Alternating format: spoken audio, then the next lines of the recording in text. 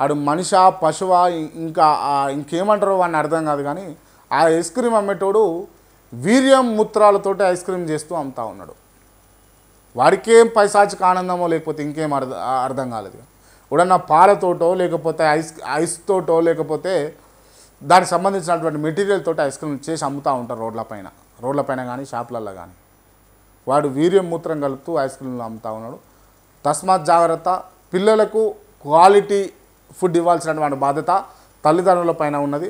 Ice క్రీమ్లు కూడా chocolates కూడా అలవాటు చేయకుండా, చాక్లెట్లో డ్రగ్స్ వెళ్తున్నాయి, డ్రగ్స్ అమ్ముతా ఉన్నారు చాక్లెట్ల రూపంలో.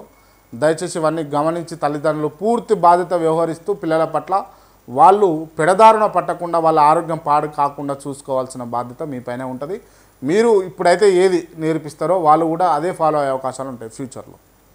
సో ఆ అంశం ఎందుకు చెప్తున్నా అంటే, ఇక్కడ చూస్తే యాసిడ్తో సాస్ తయారీ, ఎక్కువ రోజులు నిల్వ ఉంచేందుకు కెమికల్స్ వాడకం, సింథటిక్ కలర్స్ ఉపయోగిస్తూ కల్తీ దందా. శంషాబాద్లో 772 లీటర్ల కల్తీ సాస్ సీజ్ చేసినటువంటి పోలీసులు. ఇగో ఇట్లా సాస్ ఈ పఫ్ల మీద లేకపోతే ఇంకో దాని మీద వేసుకొని తింటాం కదా, గా సాసే గిది.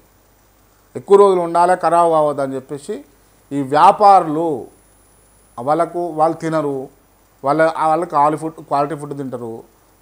సో ప్రజలకే కదా పెట్టేది. చాలా ఇటువంటి అంశాలు చూస్తూ ఉంటే ఒక్కొక్కసారి బాధిస్తూ ఉంటాం. నిజంగా మనం తాగుతున్న నీళ్లు మంచివేనా? పీల్చుతున్న గాలి ఎట్లాగో మంచిది కాదు. హైదరాబాద్లో ఉండి ఊర్లలో ఉన్నోళ్ళు ఆ పంట పొలాల చుట్టూ రైతులు మంచి గాలి స్వచ్ఛమైన గాలి పీల్చుకుంటారు. కానీ హైదరాబాద్లో ఉన్నటువంటి ఏ ఒక్కరు కూడా స్వచ్ఛమైన గాలి పీల్చుకుంటలేరు. హైదరాబాద్ పూర్తి స్థాయిలో ఆల్మోస్ట్ కాలుష్యం అయినట్టే. ఇందాక కాలుష్యం అయింది అన్న అంశాల మీద ఎటువంటి జాగ్రత్తలు తీసుకుంటే మంచిది అన్నది నేను చర్చించిన. సో ఇప్పుడు చెప్తున్నటువంటి అంశం ఏంటంటే, ఆరోగ్యం అయితే కాపాడుకోవాల్సిన బాధ్యత మీపైన ప్రజలపైన అందరి పట్ల అందరికీ ఉండాల్సినటువంటి బాధ్యత. కాలుష్యం జరగొద్దు, చెత్త ఎడబడితే ఆడ వేయొద్దు, మూత్ర విసర్జన మల విసర్జనలు ఎక్కడ పడితే అక్కడ చేయొద్దు. కొంచెం బాధ్యతాయుతంగా వ్యవహరించాలి. నీ వల్ల ఇక్కడ ఉన్న ప్రకృతికి ఎటువంటి నష్టం కలగొద్దు, నువ్వు ఎటువంటి ఇబ్బందులు ప్రకృతికి పెట్టొద్దు, నీ తోటి వారిని ఇబ్బంది పడొద్దు నీ వల్ల. అంటే దయచేసి ఇటువంటి కార్యక్రమాలకు అందరూ కూడా బాధ్యతాయుతంగా వ్యవహరిస్తే కాలుష్యం కొంచెం అరికట్టవచ్చు. అనవసరంగా వాహనాలు బయటికి తీయడం, అవసరం లేకున్నా కూడా వాహనాలపై తిరగడం అనేది కొంచెం పరిమితి తగ్గించుకుంటే ఇంకొంచెం కాలుష్యాన్ని మనం అదుపులో పెట్టుకోవచ్చు. ఇది రాష్ట్ర ప్రభుత్వం పైన కాదు, పూర్తి స్థాయిలో ప్రజల బాధ్యతగా వ్యవహరించాలి.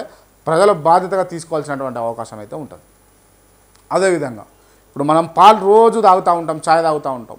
ఆ పాలు కల్తీ పాల, మంచి పాల, పాశ్చరైజ్ చేసినటువంటి పాల, పాశ్చరైజేషన్ చేయనివా, చేస్తే మంచిదా చేయని మంచిదా అన్నది ఎవరికి అవగాహన లేదు.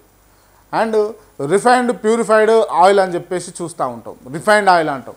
రిఫైన్డ్ ఆయిల్ అంటే దాదాపు దాంట్లో ఉన్న ప్రోటీన్స్ అన్నీ కూడా పిప్పి చేయడం వల్ల దాంట్లో ఉన్నటువంటి ప్రోటీన్స్ అన్నీ ఆవిరైపోయినాక మిగిలింది స్వచ్ఛంగా కొంచెం ట్రాన్స్పరెన్సీగా కనిపించే ఆయిల్ స్వచ్ఛమైంది కాదట.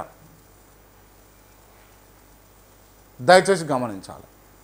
కొంతమంది ఆయిల్ను కూడా ఆవు కొవ్వుతోటి లేకపోతే దూడల కొవ్వుతోటి బొక్కలతోటి చేసినటువంటి సందర్భం అయితే చూసినాం. ఆయిల్ను జనరేట్ చేసినటువంటి సందర్భం ఈ ఫాస్ట్ ఫుడ్ సెంటర్లలో లేకపోతే పెద్ద పెద్ద హోటల్స్లలో కొంచెం క్వాలిటీ ఆయిల్ వాడరు. ఎందుకు అంటే వాళ్ళకి కావాల్సింది దందా. ఈడబోసింది ఆడబోస్తాడు, ఆడబోసింది ఈడబోస్తాడు, ఈడబోసింది ఆడబోస్తాడు, ఏడబోసింది ఎట్లా పోస్తాడో ఎట్లా తెలియదు. సో అది మొత్తం రొటేషన్ చేస్తూ ఉంటారు.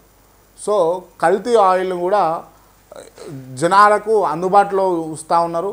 కొన్ని సెంటర్లలో, ఫుడ్ సెంటర్లలో ఉంది ఆ కల్తీ ఆయిలే వాడుతూ ఉన్నారు. దయచేసి అరికట్టాలి. దానిపైన మీకు డౌట్ వచ్చింది, అక్కడ ఎటువంటి ఇబ్బంది వాతావరణం ఉంది అంటే వెంటనే ఫుడ్కి సంబంధించినటువంటి వాళ్ళకు కంప్లైంట్ చేయాల్సినటువంటి బాధ్యత అయితే ప్రతి ఒక్కరిపైన ఉంటుంది.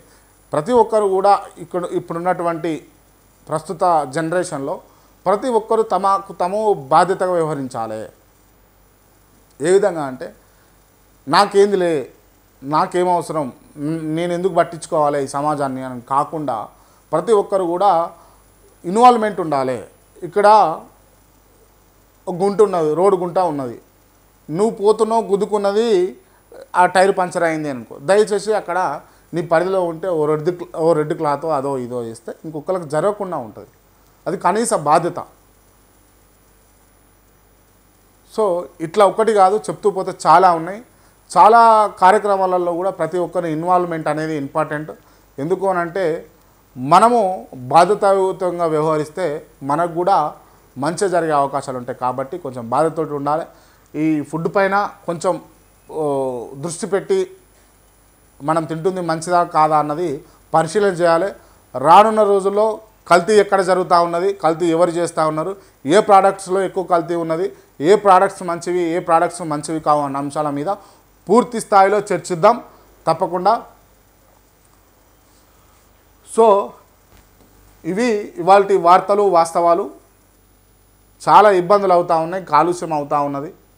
మెట్రో ట్రైన్ ఉంది, మెట్రో ట్రైన్ యూజ్ చేసుకునేటటువంటి సదుపాయం ఉన్నా కూడా మన అనవసరంగా వాహనాలు తీయడం వల్ల కొంచెం కాలుష్యం అయితే ఏర్పడ్డది. ఎందుకు అంటే దాదాపు హైదరాబాద్లో నాకు తెలిసి 2 కోట్ల జనాభా ఉంటుంది. కేవలం హైదరాబాద్లోనే 2 కోట్ల జనాభా ఉంటుంది. ఆ ఇతర రాష్ట్రాల నుంచి వచ్చిన వారా, లేకపోతే మన రాష్ట్రంలో ఉన్నవారా, ఉద్యోగ కల్పన కోసం ఇతర జిల్లాల నుంచి వచ్చి హైదరాబాద్లో జీవిస్తున్నవారా, మొత్తానికి దాదాపు 1 నుంచి 2 కోట్ల జనాభా ఉంటుంది హైదరాబాద్లో. ఈ జనాభా కారణంగా మీరు ఏ సిగ్నల్ దగ్గర చూసుకున్నా కూడా విపరీతమైనటువంటి ట్రాఫిక్ జామ్లు అయితే చూస్తూ ఉన్నాం. ఒక సిగ్నల్ దగ్గర కమ్సే కమ్ ఈజీగా పోయేటటువంటి స్థితి లేదు హైదరాబాద్లో. అంటే జనసాంద్రత అనేది హైదరాబాద్ నగరంలో పెరిగిపోయింది. దయచేసి దాన్ని కట్టడి చేస్తూ కొంత నియమాలు నిబంధనలు చేస్తూ, ఎందుకంటే రానున్న ఇప్పుడున్నటువంటి ప్రకృతి మనకి ఏదైతే ఇచ్చిందో రానున్నటువంటి భవిష్యత్తులో ఉన్నటువంటి భావి తరాలకు కూడా మనం అదే విధంగా అందించాల్సినటువంటి బాధ్యత ఉన్నది. ఇవాళ సుఖంగా నిద్రపోతున్నా లేకపోతే మంచి నీళ్లు తాగుతున్నటువంటి స్థితి మనకు ఉన్నది అని అంటే మనం ముందున్న తరాలు మనకు అందించింది. సో కనీస బాధ్యతతోటి మనం కూడా మన తర్వాత రాబోయేటటువంటి తరాలకు అందించాల్సినటువంటి కనీస బాధ్యత అయితే ప్రజలపైన ఉంటుంది. ఇది ప్రభుత్వం పైన వేయలేం. దయచేసి గమనించి ప్రజలు కూడా కొన్ని కార్యక్రమాలలో ఇన్వాల్వ్ కావాలి. ఆడ మోరీ పోతుంది అది జిహెచ్ఎంసీ వాళ్ళే చూడాలంటే వాళ్ళు చూడలేరు. అది నీకు సాధ్యమైనంత వరకు చేయగలుగుతావా చెయ్యి, లేదు అని అంటే జిహెచ్ఎంసీకి కంప్లైంట్ చేయి. నిర్లక్ష్యంగా వ్యవహరించేటటువంటి కార్యక్రమాలకైతే తెరలేపొద్దు. చెత్త కూడా ఏడబడితే ఆడ పారేయొద్దు. కనీస బాధ్యత.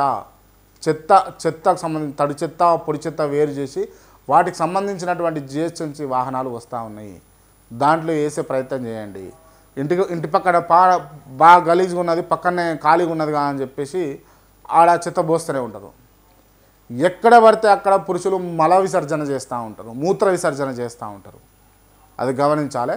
ఇటువంటి కాలుష్యం జరిగేటటువంటి అవకాశాలు ఉన్నటువంటి పరిస్థితులను దాటివేయాలంటే కనీస బాధ్యత తెలంగాణ రాష్ట్ర పౌరుడిగా, భారతదేశ పౌరుడిగా, హైదరాబాద్ పౌరుడిగా నీ మీద ఉంటుంది.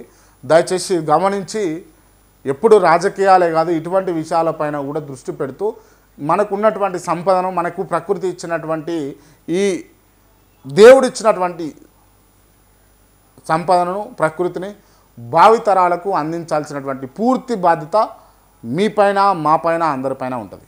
దయచేసి ఇది గమనించాలి.